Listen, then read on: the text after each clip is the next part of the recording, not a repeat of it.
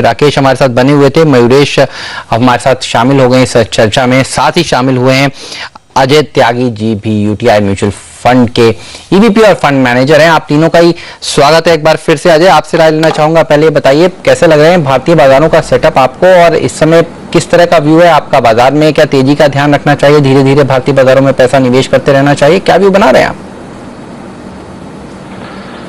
देखिए, अगर आप भारतीय बाजारों को अगले 6 महीने से साल भर के दृष्टिकोण से देखें तो मुझे लगता है कि निवेशकों को धीरे धीरे हर महीने बाजार के अंदर पैसा लगाना चाहिए। हमारी ये रिसर्च है कि अगले साल भर के अंदर जो अर्निंग्स ग्रोथ है मार्केट के अंदर, वो यहाँ से जो प्रेजेंट दरें हैं वहाँ से बढ़ेगी, और उसको देखते हुए स्टॉक प्राइसेस भी आगे जाके बढ़ेंगे।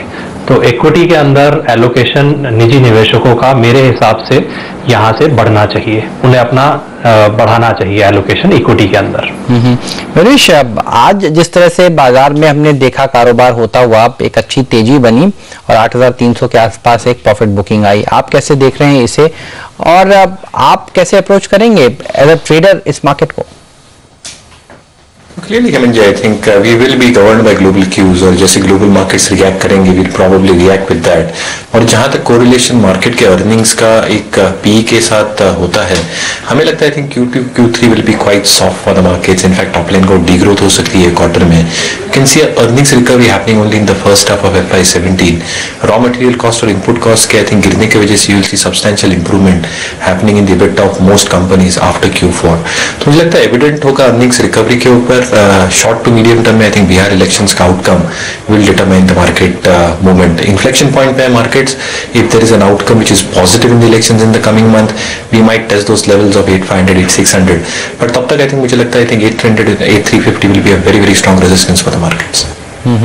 ये बताइए अजय जी, बिहार इलेक्शंस काफी इंपॉर्टेंट है, सब ये कह रहे हैं, लेकिन अर्निंग सीजन जिस तरह से अब तक फेज आउट हुआ है, आईटी सेक्टर ने तो क्लियर कट डिसअपॉइंट किया है।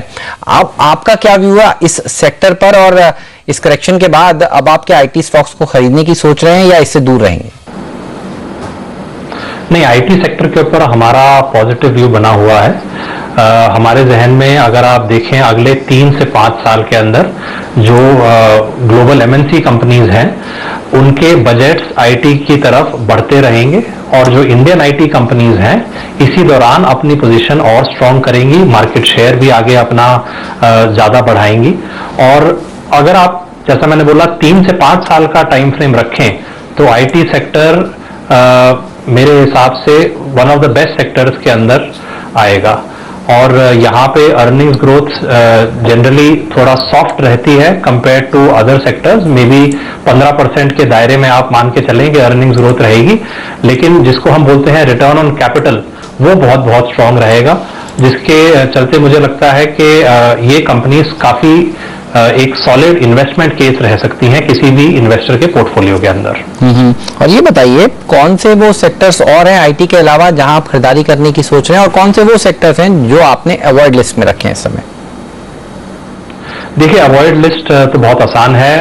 अगर आप देखें ग्लोबल जो कमोडिटी सेक्टर जिनको हम बोलते हैं, जैसे मेटल्स हो गए या फिर एनर्जी सेक्टर हो गया, अगर आप इन सेक्टर्स को देखें तो वो अवॉइड लिस्ट में है, क्योंकि इस वक्त हमें ये अंदाजा लगाना बहुत मुश्किल है कि ग्लोबली जो डिमांड सप्लाई फैक्टर्स हैं इन सेक्टर के वो किस तरह से आगे जाके होंगे और किस तरह से इन सब कमोडिटीज की कीमत बाजार में रहेंगी। फिलहाल तो हम ये बोल सकते हैं कि हमारी खुद की रिसर्च ये कहती है कि इन सब कमोडिटीज की कीमत वीक रहने वाली है, जिसके चलते इन सब कंपनीज की प्रॉफिटेबिलिटी भी वीक रहने वाली है। अगर हम बात करें कि इन सेक्टर्स में हम पॉजिटिव हैं तो सबसे पहले प्राइवेट सेक्टर बैंक, जैसे जैसे हमारा अर्निंग्स ग्रोथ, हमारा जीडीपी ग्रोथ आगे जाके बढ़ेगा, उससे क्रेडिट ग्रोथ इकोनॉमी के अंदर आना बहुत जरूरी है, और प्राइवेट सेक्टर बैंक्स लीड करेंगे क्रेडिट ग्रोथ के अंदर। चलिए, कंज्यूमर सेक्टर जी के ऊपर भी हमारा पॉजिटिव व्यू है, और लाइकवाइज हेल्थ केयर सेक्टर। चलिए बहुत शुक्रिया अजय जी समय निकालने के लिए, आज इस खास चर्चा में शामिल होने के लिए। बाजार पर नजर रखिए, अब लाल निशान से हरे निशान में आने की कोशिश करता हुआ 8266 का स्तर आपको इस समय निफ्टी पर देखने को मिलेगा। इन्फोसिस जैसे स्टॉक्स काफी अच्छा प्रदर्शन दिखा रहे हैं। आप देखिए ये वो स्टॉक है जो ब्रीफली कुछ चंद सेकंड्स के लिए लाल निशान में गया और उसके बाद एक स्मार्ट रिकवरी इसमें देखने को मिल रही है। डेज हाई पर ये शेयर इस समय ट्रेड करता हुआ जी एंटरटेनमेंट के साथ भी बिल्कुल वैसा ही हुआ है। आप देखिए ब्रीफली कुछ ही सेकंड्स के लिए ये शेयर भी लाल निशान में पहुंचा और उसके बाद ये स्टॉक हरे निशान में। यस बैंक एक और ऐसा स्टॉक जो लाल निशान से इस समय हरे निशान में आता हुआ। इन स्टॉक्स में क्या रणनीति बनानी चाहिए, राकेश से जानेंगे छोटे से ब्रेक के बाद।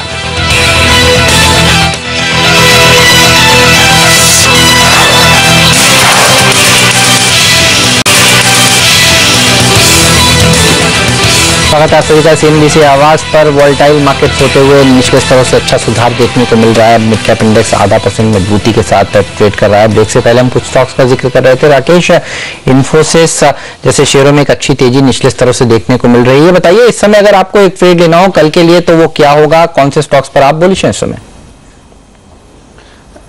हेमंत जी, पहले अगर इन्फोसिस की बात करें तो नतीजों के बाद स्टॉक में गिरावट देखने को मिली थी और स्टॉक ने ऐसा लगता है कि 1085 के अराउंड एक सपोर्ट लिया है और दोबारा से एक रिबाउंड के लिए तैयार है। मेरे को लगता है कि जो रिजल्ट के बाद एक नेगेटिव माहौल बना था स्टॉक के लिए वो शायद खत्म हो चुका है और नीचे में स्टॉक का एक अच्छा बेस है। कंसोलिडेट होकर स्टॉक वापस से ऊपर चलने के लिए तैयार है। दूसरे जिस स्टॉक की आप बात कर रहे थे जी एंटरटेनमेंट, उस स्टॉक में भी देखें तो नए हाइस के पास, नए हाइस पे स्टॉक खड़ा हुआ है। बाय ऑन डिक्लाइन वाला स्टॉक है और अगर आप मौजूदा स्तरों पर एकदम शॉर्ट टर्म ट्रेडिंग की बात करें तो सेट काफी अच्छा लग रहा है। मेरा ऐसा मानना है 1240 के स्टॉप लॉस के साथ सेट को बाय करना चाहिए 1304 के लक्ष्य के लिए। दूसरा, बैंकिंग काउंटर्स काफी अच्छे लग रहे हैं। काफी समय बाद बैंकिंग के अंदर एक ब्रेकआउट हुआ है, स्पेशली PSU बैंकिंग स्पेस के अंदर, और मुझे लगता है कि नेक्स्ट लेग ऑफ जो रैली है जो निफ्टी को 8300 के पार ले जा सकती है वो तभी होगा जब बैंकिंग स्टॉक्स पार्टिसिपेट करेंगे। PSU बैंकिंग के अंदर इलाहाबाद बैंक में अच्छा ब्रेकआउट हुआ है। 78.30 के स्टॉप लॉस के साथ इलाहाबाद बैंक को खरीदना चाहिए 83 रुपीज के टारगेट के लिए। ऑलराइट, इसके अलावा अगर आप देखें FNO में कौन से स्टॉक सबसे अच्छा प्रदर्शन दिखा रहे हैं तो बार बार पावर स्टॉक्स ही मेरे डाल पर आ रहे हैं। आप देखिए अडानी पावर, रिलायंस पावर, इस पैक में इतनी तेजी के पीछे नरेश कोई खास फंडामेंटल वजह लगती है आपको क्या, और क्या करना चाहिए यहाँ पर? क्लियरली आई थिंक कोई फंडामेंटल रीजन या अंडरलाइन चेंज हुआ नहीं है कंपनियों के लिए। इनफैक्ट अगर आप बैलेंस शीट्स देखते हैं और जो कैपेसिटी एडिशंस किए हैं तो कैश फ्लो पे जरूर इंपैक्ट आएगा, at least from N FY16 perspective. तो in the power sector itself I think जो हमारे ऑल टाइम फेवरेट्स हैं, power grid, I think that is something that will continue to like. I think capitalization काफी strong है। Capitalization for this quarter will also be extremely strong और regulated model है जहाँ पे 15.5% की ROE निकलती है। तो मुझे लगता है I think at 1.5 times price to book अभी भी पावर ग्रिड काफी अट्रैक्टिवली प्लेस्ड है। SREI इंफ्रास्ट्रक्चर आज काफी अच्छी तेजी देखने को मिली। आखिरी कुछ मिनटों में यहाँ पर लॉन्ग साइड की पोजीशंस भी बन रही हैं। शायद कल उस डील का अनाउंसमेंट हो सकता है जहां पर ATC 51% हिस्सेदारी वायोम में खरीदने की बात कर रही है। 20,000 करोड़ रुपए के आसपास का वैल्यूएशन दिया जा रहा है। आप देखिए कुछ ट्रेडर्स यहाँ पर लॉन्ग पोजीशंस इसलिए शायद बना रहे हैं क्योंकि कल औपचारिक ऐलान हो सकता है, इस तरह की खबरें हैं। ये बताइए राकेश, चार्ट्स कैसे लगते हैं? SREI इंफ्रा के एक बेहतरीन रनअप स्टॉक में देखा जा चुका है पहले भी। बिल्कुल हेमंत जी, एक बेहतरीन रनअप दिखाया। और दूसरा अगर हम देखें तो 57 रुपीज 50 पैसा एक ब्रेकआउट लेवल है और उस रनअप के बाद स्टॉक 57 रुपीज 50 पैसा के ऊपर क्लोजिंग लेने के लिए अटेम्प्ट कर रहा है। काफी बेहतरीन टेक्निकल स्ट्रक्चर है और जिस तरीके का ये ब्रेकआउट है और जिस तरीके की आप अनाउंसमेंट की बात कर रहे हैं, क्लियरली एक स्ट्रॉन्ग बाइंग कैंडिडेट बनता है। अगर कंजर्वेटिव बेसिस पे भी देखें तो हेमंत जी मेरे को लगता है 70 प्लस के लेवल्स SREI इंफ्रा में देखने को मिल सकते हैं। ऑलराइट, चलिए स्टॉक पर नजर रखिएगा कल के लिए भी, और नजर रखिएगा blue dart, Tata coffee, NIIT limited पर भी। इनके नंबर्स भी कल आने वाले हैं। IRB इंफ्रा, JSW स्टील, ये कुछ और ऐसे स्टॉक्स हैं जिनके नतीजे कल आएंगे। आप देखिए टाटा कॉफी बिल्कुल फ्लैट इस समय ट्रेड करता हुआ। India bulls real estate, India bulls housing finance, India bulls ventures, ये कुछ और ऐसे शेयर हैं जहां पर नतीजे कल आने वाले हैं। आज बायोकॉन सिंजिन के नंबर्स नहीं आए, बाजार बंद होने के बाद आएंगे तो वो शेयर पर भी कल रिएक्शन देखने को मिलेगा। हीरो मोटोकॉर्प के नंबर्स भी अब तक नहीं आए हैं, तो ये कुछ स्टॉक्स हैं जिस पर नजर कल बनी रहेगी। इन सबके नतीजों पर कल रिएक्शन सुबह देखने को मिलेगा। ACC के नंबर्स अभी नहीं आए, इस स्टॉक पर भी कल ही रिएक्शन देखने को मिलेगा। बाजार बंद होने के बाद साफ तौर पर वो नंबर्स आएंगे, लेकिन बाजार आप देखिए आज लाल निशान में बंद हो रहा है। 100 अंक की गिरावट सेंसेक्स में देखने को मिल रही है। 21 अंक नीचे निफ्टी समाप्ति देने की तैयारी कर रहा है, लेकिन मिड कैप्स में जोश अभी भी बरकरार है। 1/4% से ज्यादा की बढ़त यहां पर देखने को मिल रही है। साथ ही अदानी ट्रांसमिशन ये वो स्टॉक है जिसमें काफी अच्छी तेजी देखने को मिली।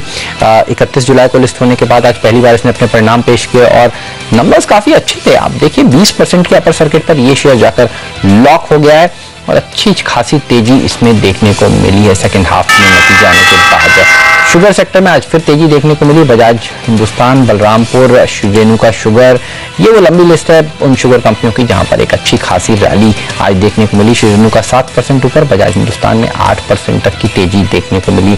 साथ ही में मदरसन सुमी में भी 3% की बढ़त के साथ ही आज कारोबार हुआ। सुजलॉन जैसी कंपनियों के लिए, रिन्यूएबल सेक्टर के लिए अच्छी खबरें आई। ये स्टॉक में भी मजबूती के साथ ही आज क्लोजिंग हुई है। हालांकि उतनी तेजी आज इन स्टॉक्स में नहीं देखने को मिली है जितनी तेजी इंट्राडे में देखने को मिल रही थी, लेकिन फिर भी 2% ऊपर सुजलॉन ने आज जाकर समाप्ति दी है। साथ ही अगर आप नजर डालें तो एचसीसी के लिए आज का दिन अच्छा रहा, 7% की बढ़त यहां पर। एसआरआई इंफ्रा में सेकंड हाफ में फिर लॉन्ग साइड की पोजीशंस बनी है उस अनाउंसमेंट से पहले जो कल होने वाला है, और टीटीएमएल में भी 7% की तेजी के साथ ही आज कारोबार हुआ। एक सेक्टर जिसने सबसे अच्छा प्रदर्शन दिखाया आज के सत्र में तो वो पावर सेक्टर है। आप देखिए अडानी पावर जैसे स्टॉक्स, रिलायंस पावर जैसे शेयरों में एक अच्छी खासी तेजी। जेएसडब्ल्यू एनर्जी के लिए भी आज का दिन काफी अच्छा, 2% के आसपास की तेजी वहां पर बनी। लेकिन कमोडिटी रिलेटेड स्टॉक्स देखिए, केन इंडिया, वेदांता, टाटा स्टील, हिंडाल्को, ये वो सेक्टर था जो आज प्रेशर में रहा। राकेश, आज की क्लोजिंग को देखकर क्या व्यू बन रहा है, क्या लग रहा है? बार बार 8,300 के आसपास जाकर अटक जाता है बाजार, इसको पार कर पाएगा और खरीदारी करनी चाहिए गिरावट में, या आपको लगता है कि थोड़ा कॉशियस होना चाहिए? नहीं हेमंत जी, मेरा ऐसा मानना है गिरावट पे खरीदारी करनी चाहिए। और जैसा भी आपने मेंशन करा कि बार बार 8300 के पास जाके वापस लौट जाता है। अगर आप टेक्निकली देखें, कोई भी चीज अगर बार बार किसी सपोर्ट को हिट करती है तो वो सपोर्ट टूटता है। अगर बार बार कोई चीज रेजिस्टेंस को हिट करती है तो रेजिस्टेंस टूटता है। और मेरे को टेक्निकली ऐसा लगता है 8300 के लेवल मार्केट तोड़ देगा इस सीरीज के अंदर और इसके ऊपर निकलेगा। बाइंग ऑन डिक्लाइन की रणनीति अपनानी चाहिए। अगर इन स्तरों पर किसी इंडेक्स फ्यूचर में कुछ लॉन्ग पोजीशन बनानी है तो सबसे अच्छा इंडेक्स मुझे बैंक निफ्टी लगता है। ऑलराइट, चलिए बैंक निफ्टी में तेजी होगी तो बाजार में भी बिल्कुल तेजी होगी। साफ तौर पर तेजी में ही रहिए, गिरावट में खरीदारी करिए, ये राय दे रहे हैं हमारे एक्सपर्ट राकेश। लेकिन वक्त है आप दोनों से विदा लेने का। शुक्रिया आप दोनों का समय निकालने के लिए और आज इस चर्चा में शामिल होने के लिए। चलिए आखिरी सौदा में फिलहाल मुझे दीजिए इजाजत। आप बने रहिए सीएनबीसी आवाज के साथ। ब्रेक के बाद हाजिर करेंगे चाय पर चर्चा।